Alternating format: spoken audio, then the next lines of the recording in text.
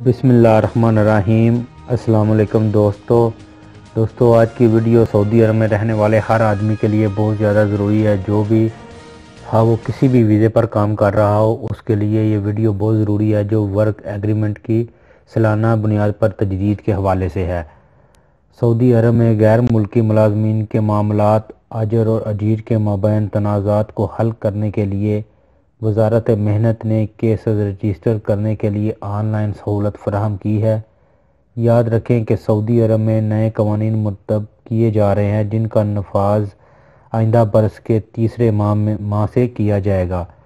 سعودی قوانین میں معاہدہ ملازمت کو کافی اہمیت دی جاتی ہے، جسے ہر برس تجدید کرانا ضروری ہے۔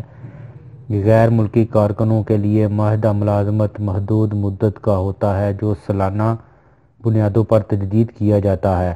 معاہدے کی تجدید کے وقت اس امر کا خیال رکھا جائے کہ تنخواہ اور دیگر مراحت میں ہونے والا اضافہ نئے معاہدے کے مطابق ہو۔ کسی بھی اختلاف کی صورت میں معاہدہ ملازمت ہی بنیادی دستاویز ہے جو فیصلے کے لیے انتہائی سمجھا جاتا ہے۔ ادھر انہوں نے مزید یہ بتایا کہ جو آپ لوگ اپنے کفیل یا اپنی کمپنی کے ساتھ ایک ایگریمنٹ کرتے ہو اپنے کام کے بارے میں، اپنی ڈیوٹی کے بارے میں اور اپنی مراحت، اپنی تنخواہ کے بارے میں، رہائش اور میڈیکل کے بارے میں جو بھی چیزیں اس میں درج ہوتی ہیں، اگر آپ کا اپنی کمپنی یا اپنے کفیل کے ساتھ یا اپنے مصوصے کے ساتھ کسی بھی قسم کا کوئی مسئلہ کھڑا ہو جاتا ہے، وہ آپ کو حروف دے دیتا ہے یا آپ کی تنخواہ نہیں دیتا، تو پھر آپ لوگ جب لیبر کورٹ میں جاتے ہیں تو آپ کے پاس آپ کا جو ورک ایگریمنٹ ہے وہ ہونا لازمی ہے، تبھی آپ کی بات ادھر سنی جائے گی۔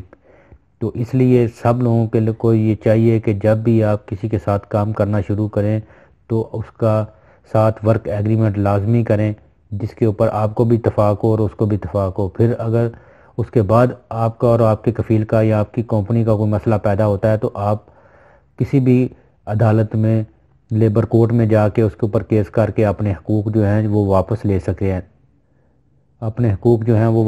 سکتے ہیں، تو اس لیے آپ لوگوں کو لازمی چاہیے کہ اپنا ورک ایگریمنٹ جو ہے وہ اپنے کفیل یا اپنی کمپنی کے ساتھ ضرور کریں اور اس کی ایک کاپی اپنے ساتھ بھی رکھیں۔ تو دوستو یہ تھی آج کی ویڈیو، امید ہے آپ لوگوں کو پسند آئی ہوگی۔ ویڈیو کو لائک اور شیئر ضرور کریں۔